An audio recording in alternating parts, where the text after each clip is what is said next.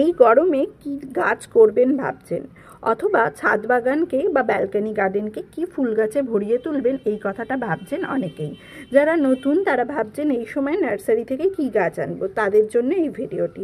এই গরমে আপনারা কিন্তু 7টি গাছ অতি অবশ্যই করতে পারেন। এতে প্রচুর পরিমাণে ফুল আসে এবং আপনার ছাদ বাগান বা ব্যালকনি গার্ডেনকে কিন্তু খুব সুন্দরভাবে ভরিয়েও তোলে। তো চলুন দেরি না করে ভিডিওটিকে শুরু করা যাক। এবারে বলি প্রথমেই যে আপনারা গরমে কি কি গাছ করতে পারেন এবং এই সময় নার্সারি থেকে কি কি গাছ আপনারা কিনে আনতে পারেন, বা আমার মতো বীজ থেকে কি কি গাছ তৈরি করে নিতে পারেন এই গরমে। খুব সুন্দরভাবে সেগুলো কিন্তু রেডিও হয়ে যাবে।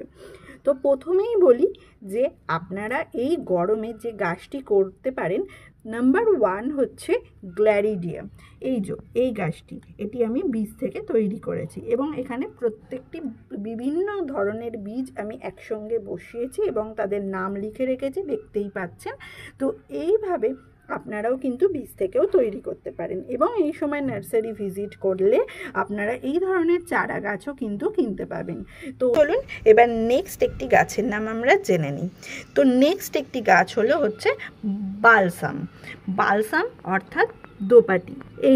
দোপাটির চারা আমার তৈরি হয়ে গিয়েছে, আবার এখনও কেউ বেরোচ্ছে। জার্মিনেট হার প্রত্যেকের সমান হয় না, সবাই যে একসঙ্গে বেরোবে এমন কোনো কথা নেই। আপনারা যারা বীজ জার্মিনেট করবেন তারা এই জিনিসটা অতি অবশ্যই খেয়াল করতে পারবেন। তো সেকেন্ড গেল হচ্ছে বালসাম অর্থাৎ দোপাটি। এটি কিন্তু বর্ষার শুরুতে প্রচুর পরিমাণ কিন্তু ফুল আমাদের ছাদ বাগানে দিয়ে থাকে। 3 নম্বর হচ্ছে আপনারা যেটা করতে পারেন সেটা হলো সানফ্লাওয়ার।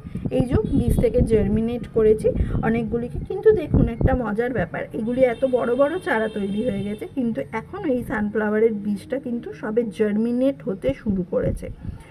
বললাম প্রত্যেকটি বীজ যে একসঙ্গে জার্মিনেট হবে তার কোনো মানে কিন্তু নেই। 4th হলো কসমস, যেটি বিভিন্ন কালার ভ্যারাইটিতে কিন্তু অ্যাভেলেবেল থাকে। তো দেখুন কতগুলি কসমসের চারা কিন্তু তৈরি হয়ে গিয়েছে। আপনারা এই কসমস দিয়ে কিন্তু ছাদ বাগানকে গরমকালে বিভিন্ন রঙে কিন্তু ভরিয়ে তুলতে পারেন। 5th হলো মেরিগোল্ড, দেখেই চিনতে পাচ্ছেন এটি গাঁদার চারা, এবং কদিন আগে আমি বাড়িতে গাঁদার মালা থেকে চারা তৈরির একটি ভিডিও আপলোড করেছিলাম এবং সেই গাছগুলি গ্লাসে দেখুন কতটা বড় হয়ে গেছে। এদেরকে এবার পটিং করারও সময় হয়ে গিয়েছে। তাই আপনারা অনায়াসে কিন্তু গরমকালে গাঁদার গাছ তৈরি করে নিতে পারেন এবং নার্সারি ভিজিট করলে সারা বছরের যে গাঁদা হয় সেই গাছ আপনারা কিন্তু কিনেও আনতে পারেন। নেক্সট হচ্ছে গামফারিনা। এই গামফারিনাও কিন্তু প্রচুর পরিমাণে ফুল দেয়, এটি কিন্তু কয়েকটি কালারে হয়ে থাকে। তাই এই গামফারিনাও কিন্তু আপনারা কিনে আনতে পারেন এই গরমে, বা বাড়িতেও চারা তৈরি করে নিতে পারেন বীজ থেকে। আর 6th হচ্ছে ভিনকা বা নয়নতারা। এটি দেশি বলুন বা হাইব্রিড ভিনকা বলুন, যে কোনো ভ্যারাইটির ভিনকা কিন্তু এই সময় পাওয়া যায়। তো এই ধরনের গাছ কিন্তু আপনারা করতেই পারেন। 7th হলো জিনিয়া। এই গাছটিও কিন্তু আপনারা এই গরমে করতে পারেন। তো এবারে বলি, এই যে আমি বীজ থেকে এতগুলি গাছ তৈরি করেছি এবং একটি পাত্রে, সেগুলো চিনলাম কি করে? চারা তৈরি যারা অনবরত করে থাকেন তারা তো এমনিই চিনতে পারেন, কিন্তু আপনারা যদি একই পাত্রে এতগুলো ফুল গাছ তৈরি করেন তাহলে আপনারা কিভাবে চিনে রাখবেন?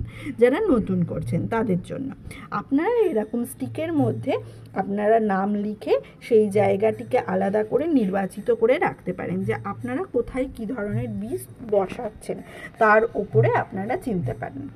এবারে বলি যে আপনারা যারা বীজ থেকে গাছ তৈরি করবেন ভাবছেন, তারা কি ধরনের সয়েল মিক্সে মাটিতে এই গাছ বসাবেন। মিশ্রণটিতে থাকবে হচ্ছে 20% গার্ডেন সয়েল, 20% কম্পোস্ট আর 30% স্যান্ড, 30% কোকোপিটের সংমিশ্রণে মাটিটা তৈরি করে নিতে পারেন। এবং এটিতে ভালো পরিমাণ বীজ কিন্তু জার্মিনেট হয়। হ্যাঁ, বলে রাখি প্রত্যেকটি বীজ যে জার্মিনেট হবে এমন কোনো কথা নেই। আপনি যদি 5টি দেন তার মধ্যে একটিও হতে পারে, আবার 5টিও জার্মিনেট হয়ে যেতে পারে। জার্মিনেশন হার সবসময় বোঝা সম্ভব হয় না। এবারে আসি যে এই বীজ যারা জার্মিনেট করবেন তারা এরকম মাটিতে তো রাখবেন, কেমন জায়গায় এদেরকে রাখবেন? এদেরকে সেমি সেড এরিয়াতে রাখবেন, অর্থাৎ যেখানে একদম ডাইরেক্ট কোনো রোদ্দুর আসবে না, কিন্তু আলো বাতাস সমস্তটা রয়েছে সেরকম জায়গায় রাখুন। এবং সঠিকভাবে আরেকটি জিনিসের যেটি খেয়াল রাখতে হবে সেটা হলো এর ময়েশ্চার।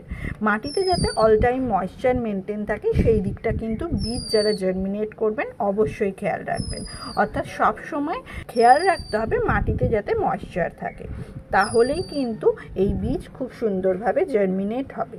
এবং তার সঙ্গে বলে রাখি, বীজ বসানোর পর কোনো ভারী পাত্রের সাহায্যে জল দেবেন না, সবসময় জল স্প্রে করবেন, তাতে বীজ একদম ভালোভাবে জার্মিনেট হবে। অতিরিক্ত ভারী পাত্রের সাহায্যে জল ওপর থেকে ঢাললে বীজ বাইরে বেরিয়ে আসবে, জার্মিনেট হার অনেকটা কমে যাবে। তাই এই দুটি কেয়ার যদি আপনি করতে পারেন এবং সঠিক সয়েল মিক্সচার দিতে পারেন, তাহলে কিন্তু আপনারা যারা বীজ থেকে গাছ তৈরি করতে চাইছেন তারা অনায়াসে কিন্তু সেটা জার্মিনেট করে নিতে পারবেন।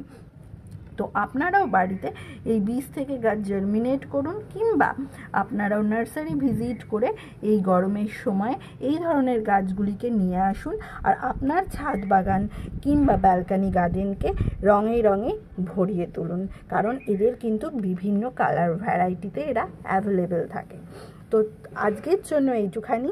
আর আপনাদের যদি এই ভিডিওটি ভালো লেগে থাকে অবশ্যই একটি লাইক এবং সাবস্ক্রাইব করে দেবেন। দেখা হচ্ছে নেক্সট ভিডিওতে।